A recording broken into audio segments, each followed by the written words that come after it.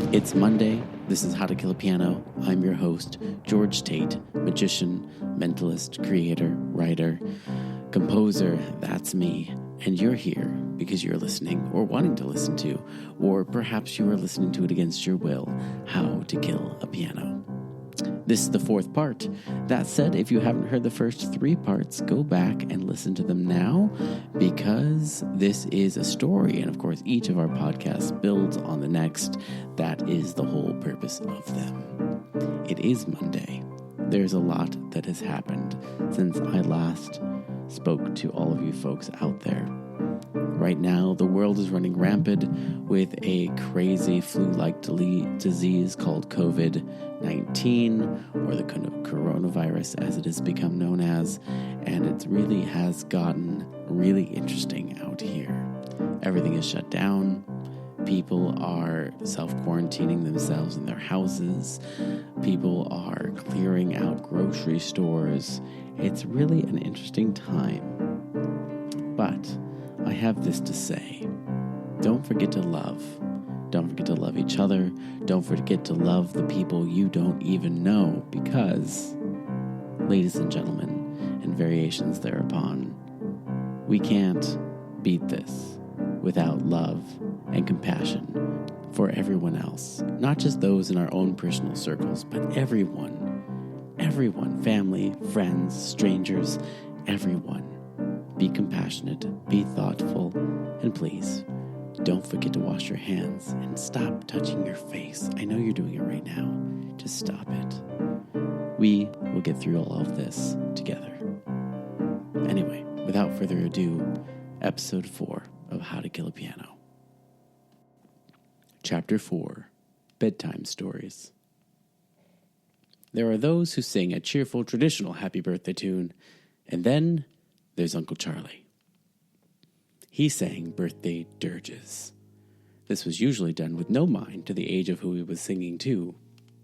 Whenever someone's birthday passed, Uncle Charlie would follow the usual cheerful happy birthday melody with the birthday dirge. For most people, he'd only sing 1 or 2 verses, but for me, he'd start singing and seem to never stop. If you're unfamiliar with the birthday dirge, allow me to subject you to the dark humor that plagued our house and my childhood. Growing up on Charlie's songs may explain why I've always gravitated towards the strange and unusual. The Mongolian birthday dirge is in fact strange and unusual. He sang it to the melody of Volga Boatman. It goes something like this. It's your birthday, oh happy birthday. Charlie would slam his heel into the floor after each birthday. Doom and gloom and dark despair, people dying everywhere on your birthday, oh happy birthday. May the candles on your cake burn like cities in your wake on your birthday, oh happy birthday. It was a happy tune, of course. Charlie always sang it with a smile, and it always kept going. It's your birthday, pound, happy birthday, slam. Your servants steal your wife's untrue, your children plot to murder you on your birthday, oh happy birthday. Of course, I wasn't planning to kill Uncle Charlie. He was my best friend.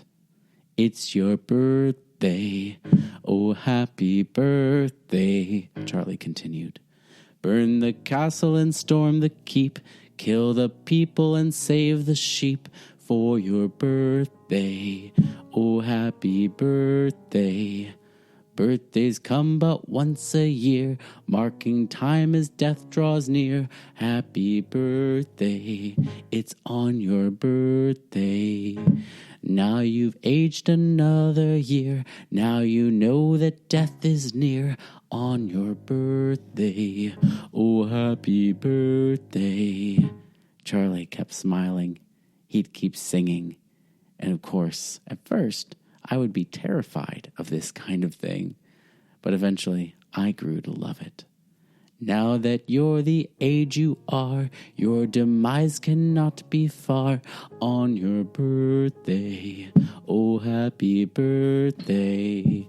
Black Death has just struck your town. You yourself will feel run down. On your birthday, oh happy birthday. Yes, that gets a bit dark, doesn't it? A plague on your entire town. Sometimes that's what the world can feel like. But that didn't faze Charlie. He was so full of love and compassion for everyone. It was hard to take this sort of thing seriously. In fact, we never did. If we can't laugh at our misery, what else do we got? On your birthday, oh happy birthday. We love children, yes we do, baked and broiled or in a stew. Happy birthday, on your birthday. Indigestion's what you get from the enemies that you ate. Happy birthday, oh happy birthday. Well, you eat your birthday stew. We will loot the town for you. Happy birthday, oh, on your birthday. Just be glad the friends you've got haven't found out you know what. Happy birthday, oh, happy birthday. This song could go on for quite some time, so I'll spare you. But he would always finish with the last two verses that went something like, I am a leper you can't see, have a birthday kiss from me on your birthday, oh happy birthday. You are very, very old, soon you'll be dead and cold. It's your birthday, oh happy birthday. Charlie would always end on a major key. And after singing the entire song in minor, this somehow made everything feel okay, despite the message of the song. We didn't decorate like most people. The art that hung on the walls of the house was all created by us. If we wanted something, we'd make it. If there was artwork we desired, Charlie would create it, or encourage me to create my own. We'd often take a pencil and crayon to the walls and create giant murals in black and white. There were, of course, exceptions. Sometimes we'd tear apart old picture books and frame the pages, though rarely did we resort to destroying such precious treasures. My bedroom was unique. We spent an afternoon painting the ceiling to look like a partly cloudy sunny day. Finding the perfect shade of blue to balance the fluffy white cotton candy clouds that Charlie brushed in with a sponge was an adventure by itself. Imagine Bob Ross painting his happy little trees, and you can now hear Charlie's voice as he sponged in the happy little clouds. In the center of the ceiling, I had a custom light fixture that Charlie and I rigged up. It was a wooden frame that was built like a window, with 4 window panes in the center that you could see the painted sky through. The lights were hidden in the frame itself and reflected up towards the ceiling and cast a gentle blue light back down on the rest of the room. I loved it. I would often lay on my back and stare up at the motionless clouds. I somehow could always spot a different animal any time I played this game. Some days, I could trick my brain into seeing the clouds dance across the ceiling. When I think back on those moments, I'm not sure if I had a good imagination or if I was simply remembering my dreams. On my bedroom walls, Charlie and I drew portraits of all the classic monsters from my favorite monster movies. The creature from the Black Lagoon, the Wolfman, Dracula, the Mummy, even Frankenstein's monsters and the wife of Frankenstein's monsters were depicted on the wall. As far as monsters go, it was all very romantic.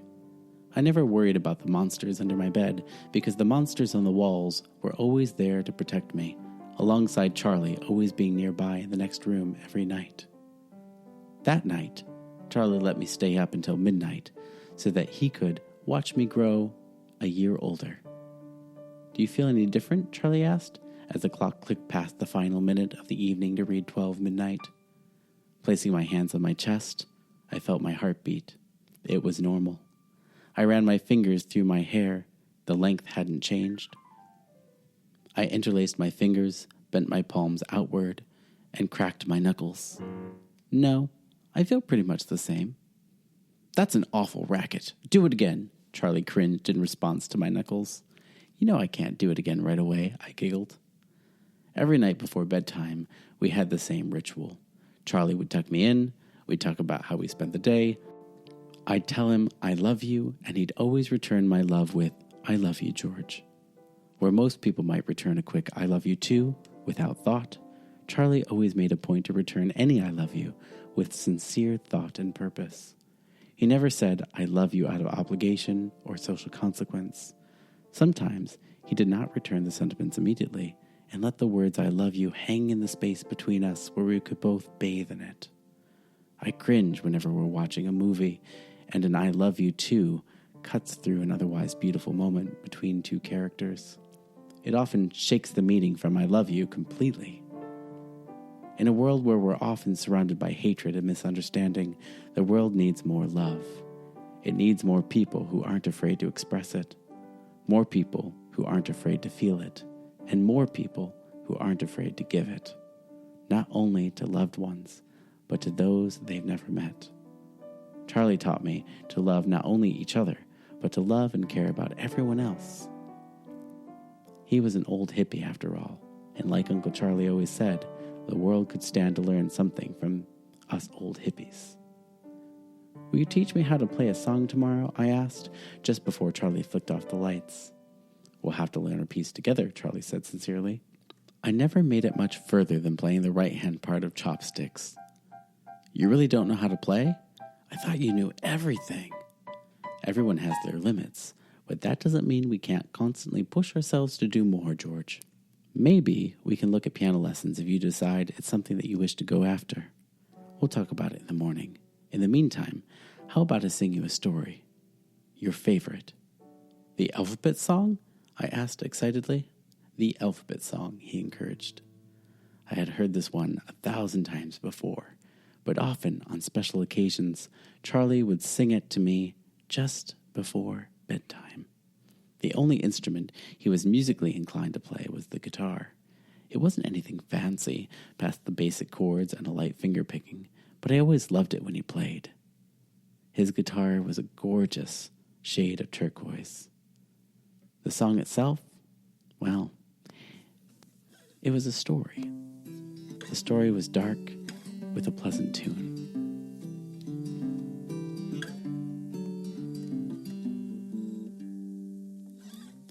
A is for Amy, who fell down the stairs. And B is for basement, when she landed down there. And C is for cranium, smashed into bits. And D is for death, where she perished in fits, just like this. Just like this.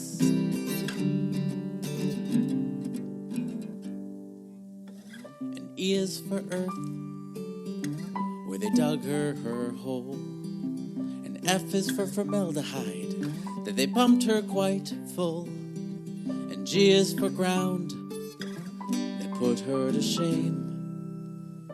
And H is for hacksaw, when the grave robbers came. I is for her innocent, icy physique. J is for the jaundice, they covered up both of her feet. K is for the kleptomaniac gore. They sought out her liver, that's what L's for. M is the mucus they found in her eyes. N is for nauseous corpse swarming in flies. O is for the operation nearly complete. P, a pair of kidneys, both hands and both feet. Q is for the quality of her remaining parts. R, the reluctant rhythm of her reluctant heart. S is for skull, ripped off at the ears. T is for tennis ball, her head the sphere. U is for Amy, who is very much upset. V is for the vaccinations that she was too late to get. And W is for Y, that comes after X. And Z is for zero, and the emptiness she left. So that's how Amy learned her ABCs. Sadly, she left us before her 1, 2, 3s. So Charlie, be careful at the top of the stairs, or you might end up like Amy, facing gory affairs. The song ended, and Charlie rested the butt of the guitar on the floor as he kissed me on the forehead. "I love you, George," he whispered, noticing that I had drifted peacefully off to sleep. Charlie flicked off the lights. The eyes of the wall monsters glowed through the darkness. "Rest well, and dream beautifully, George."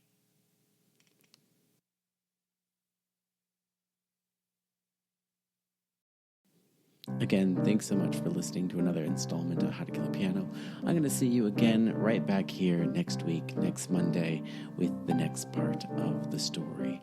Today's episode was written by George Tait, that's me, with some music thrown in with the traditional folk song of the birthday dirge.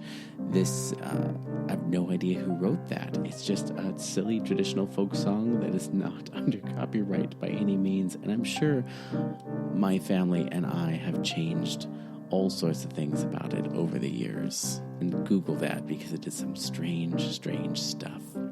I will say, singing that song in this particular climate and what's going on in this episode in general is rather strange. It's a strange time we're living in, and it's a strange world that is going on and exploding all around us. And again, if we can't look at ourselves and take a moment and breathe and remember to love each other, we've already lost. So love your neighbor, love yourself, love the world. And if you can help someone else out, even if it's just kind words, that can change somebody's life. I truly believe that. One last credit, the A is for Amy's song is an original composition and piece and writing, again by me, with a little help from my friend Brian Bett, who is one of my dearest friends that I miss very, very much, who has moved far, far away to the great land of Arizona, which isn't that far, I suppose. It's a quick plane ride, but since flying on planes is frowned upon at the moment, it seems farther away than it actually is from Michigan. That's neither here nor there. If you like the episode, please like it. Please subscribe on all the usual channels. We are now live on Spotify. We are live on Google Podcasts. We are waiting for approval to be live on Apple as well, and that platform. We're available on YouTube. We're also available on Spreaker, and wherever really you listen to your podcasts, you can catch the program. So thanks very much. Again, my name is George Tait. You can find me at ThinkGeorgeTait.com.